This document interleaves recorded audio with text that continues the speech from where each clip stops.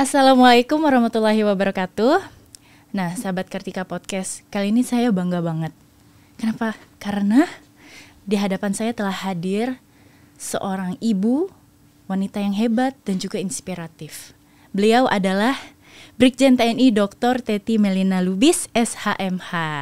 Selamat datang Ibu. Bagaimana kabarnya Ibu? Alhamdulillah baik. Alhamdulillah baik. Kenapa pemirsa saya sebut Ibu Teti adalah sosok wanita yang hebat dan juga inspiratif? Karena beliau ini merupakan Kops Wanita Angkatan Darat kedua yang dipercaya menjabat sebagai Direktur Hukum TNI Angkatan Darat. Betul Ibu? Betul. Sebelumnya siapa Ibu izin? Sebelumnya yang perempuan Siap. itu dulu yaitu Brigjen TNI Purwanti. Siap. Beliau dulu yang pertama, maksudnya sebagai wanita ya, yang menjadi Dirkum. Setelah itu wanita, saya yang kedua untuk wanitanya. Baik, saya turut bangga dan tentunya Ibu menjadi inspirasi untuk kita semua Ibu. Karena jarang kan wanita dipercaya memimpin, apalagi di ranah hukum. Tentunya pasti suatu anugerah juga, tapi juga merupakan amanah yang lumayan berat bagi saya izin Ibu. Ngomong-ngomong Ibu mengenai Ibu menjadi Direktur Hukum TNI Angkatan Darat, secara umum apa sih Bu tugas pokok fungsi utama dari Direktorat Hukum TNI Angkatan Darat? Ya, tugas pokok sebagai Direktur Hukum Angkatan Darat, fungsi utamanya adalah dia itu membina kecabangan hukum, selain membina kecabangan hukum, dia juga memberikan dukungan hukum dan penyuluhan hukum dan perundang-undangan bagi TNI Angkatan Darat. Baik Ibu, menjadi seorang Direktur Hukum TNI Angkatan Darat, tentu kita juga sebagai prajurit termasuk saya, mungkin gak terlalu mengerti hukum seperti apa yang sebenarnya para prajurit harus ketahui gitu Bu. Bagaimana Bu? Hukum itu adalah suatu di dalam Undang-Undang Dasar 45 pasal 1 ayat 3 itu Indonesia ini adalah negara hukum.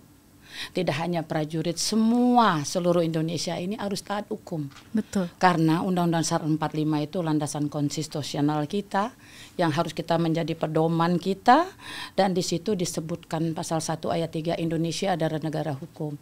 Baik masyarakat, baik prajurit harus taat hukum.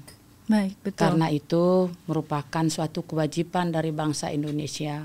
Nah, untuk itu prajurit-prajurit kita harus tahu tentang hukum itu sendiri. Hukum positif yang berlaku di Indonesia ini ada hukum perdata, hukum pidana. Khusus prajurit itu yaitu semua perundang-undangan juga harus tahu.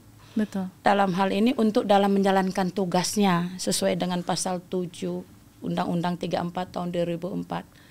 Di mana kita dalam hal menegakkan kedaulatan NKRI, mempertahankan wilayah kesatuan Republik Indonesia yang berdasarkan Pancasila dan Undang-Undang Dasar 45, serta melindungi segenap bangsa dan seluruh tumpah darah Indonesia ini dari segala ancaman dan gangguan terhadap keutuhan bangsa dan negara yang kita cintai. Jadi prajurit kita itu harus taat hukum, harus mengetahui hukum yang berlaku di Indonesia. Betul. Ini. Tidak hanya itu, hukum humaniter, hukum hak asasi manusia, dan semua hukum-hukum positif yang berlaku di Indonesia ini dan juga termasuk hukum internasional. Itulah tugas dari Direktorat Hukum. Dalam memberikan itu kita bekali prajurit kita sehingga dia dapat melaksanakan tugas dengan baik dan benar. Baik Ibu, karena kita kan harus menjadi prajurit harus tahu mengenai hukum. Tidak hanya di hukum di Angkatan Darat, tapi juga hukum-hukum yang ada di Indonesia itu sendiri. Nah, upaya apa Bu yang dilakukan agar prajurit ini patuh akan aturan dan hukum? Kita sebagai tugas kita, fungsi utama tadi dalam 1 tahun itu kita ada program. Nah 3 bulan triwulan 1, triwulan 2, triwulan 3, triwulan 4 itu semua terprogram. Seluruh Indonesia ini kita melakukan penyuluhan hukum. Penyuluhan hukum baik itu kepada prajurit, baik itu kepada yang namanya untuk organik hukum sendiri, kita tingkatkan dengan pendidikan, dengan penataran-penataran, sehingga dia bisa mensosialisasikan ilmunya dalam rangka penyuluhan hukum, sehingga prajurit dapat dapat mengerti Benar. apa-apa yang boleh dilakukan atau tidak boleh dilakukan dalam setiap pelaksanaan tugas. Baik. Nah, itulah peran fungsi kita Direktorat Hukum itu, membekali prajurit-prajurit kita sehingga kita lakukan dengan penyuluhan hukum, kita melaksanakan sampai ke kodam-kodam dan lain-lain. Itu kita lakukan. Baik, jadi ada program-program penyuluhan, sosialisasi, Iya. tidak hanya di pusat tapi juga sampai ke Sampai jajaran-jajaran iya, bawah. sampai ke batalion. Misalkan contoh mau laksanakan tugas ke Papua, perbatasan, pengamanan daerah rawan segala macam, itu kita harus bekali dengan hukum-hukum yang berlaku. Betul. Tidak ada hukum yang hukum pidana dan lain. Jadi bagaimana kebiasaan masyarakat setempat, hukum adatnya bagaimana, ya kita perkenalkan kepada prajurit itu. Betul. Agar dapat melaksanakan tugasnya dengan sukses. Betul.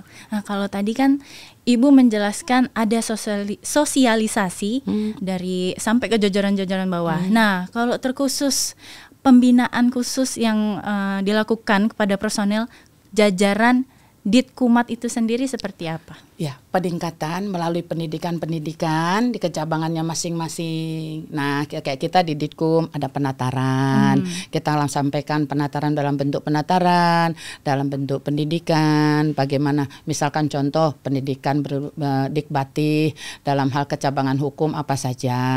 Misalkan pelaksanaan bagaimana sidang DKP, bagaimana sidang disiplin, pelaksanaan dan lain-lain, itu kita tatar ulang lagi sehingga dia nanti pas penyuluhan dapat memberikan contoh-contoh sehingga bisa jadikan pedoman bagi satuan bawah seperti itu. Baik, Bu. Ngomong-ngomong tadi kita udah bicara soal hukum-hukum dan sosialisasi. Kayaknya sebentar lagi ada yang mau ulang tahun nih, Bu. Iya, insya Allah kita nanti ulang tahun yang ke-71. Ke-71. 1 Maret 1 Maret. itu ulang tahun Korp Hukum. Oh, baik, Bu. Nah, mengenai HUT dalam rangka menyambut itu pasti kan sudah mungkin ada yang udah dipersiapkan Ibu dari tema, Bu. Boleh saya tahu, Bu, temanya apa sih? Iya, itu temanya adalah dia dalam hal amanah dalam mengabdi dan profesional dalam berbakti. Nah, ada makna yang tersirat nggak, Bu, dari pemilihan tema tersebut? Ya, dalam mengabdi ini kan kita harus amanah, intinya kita bertanggung jawab. Betul. Dalam tugas kita itu ada kejujuran, ada keikhlasan di sana. Ya, semuanya bertanggung jawab atas tugasnya, amanah. Nah, jadi di situ dan dalam dia berbakti profesional itu ya dia harus meningkatkan. Di profesional dalam berbakti itu ya dia harus ahli dalam bidangnya. Dia harus menggali misalkan ya dalam hal profesional itu meningkatkan profesional apa saja. Mungkin dia melaksanakan pendidikan lain S2. Ada S3 di luar kesibukannya sehari-hari. Betul. Sehingga dia meningkatkan dan juga kita dalam profesional dalam berbakti tidak pernah berhenti untuk belajar. Jadi Apalagi terus belajar terus. Betul. Sampai kapanpun kita harus terus belajar dalam kehidupan ini. Betul sekali, Bu. Agar kita dapat amanah dan profesional. Bagaimana caranya? Dengan dia bertanggung jawab itu kan dia menggali apa yang harus saya perbuat dalam perkembangan yang selalu dinamis yang sekarang ini. Iya, benar. Sekarang sudah banyak IT dan lagi semalam dan lagi yang yang berkaitan dengan cyber dan lain-lain. Jadi ilmu itu kan terus berkembang. Betul, Ibu. Sehingga jangan pernah berhenti untuk belajar. Benar sekali. Karena kalau kita pandang di zaman yang sekarang ini semuanya itu kayaknya berperang lewat teknologi, betul, Bu. Iya. Jadi jangan sampai kita ketinggalan untuk terus belajar ya, Bu ya. Benar. Jadi amanah dalam mengabdi, profesional dalam berbakti. Iya. Nah, kira-kira pesan apa, Bu, yang bisa Ibu sampaikan kepada para prajurit khususnya Korp Hukum TNI Angkatan Darat? Iya, teruslah belajar dan sampaikan kepada siapapun, korp hukum dimanapun, pesan dari tema ini kita laksanakan, dapat kita camkan untuk ke depan menyongsong era-era yang serba globalisasi dan teknologi terutama. Teruslah belajar dan belajar. Ingat, amanah dalam mengabdi, profesional dalam berbakti. Luar biasa, Ibu. Tadi pesan-pesan disampaikan khusus untuk prajurit Ditkumat. Iya. Kalau saya boleh minta satu pesan lagi khususnya untuk seluruh personel prajurit TNI Angkatan Darat, Ibu, terutama di bidang hukum. Di bidang hukum yang saya sampaikan, pedomani buat prajurit-prajurit TNI AD dimanapun berada, saya sampaikan pedomani Sabta Marga, Sumpah Prajurit, 8 wajib TNI, dan ingat P5 dalam pendidikan pembentukan baik saya maupun prajurit yang lain dari Tamtama selalu diingatkan dengan PBB, PPM, PUDD, peraturan urusan dinas dalam, peraturan urusan dinas garnisum.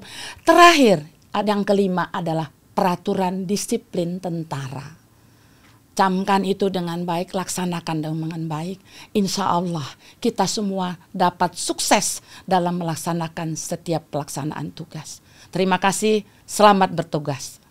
Baik Ibu, jadi intinya yang saya tangkap dari hukum ini, kita harus membiasakan diri dari hal-hal yang terkecil ya Bu, kedisiplinan.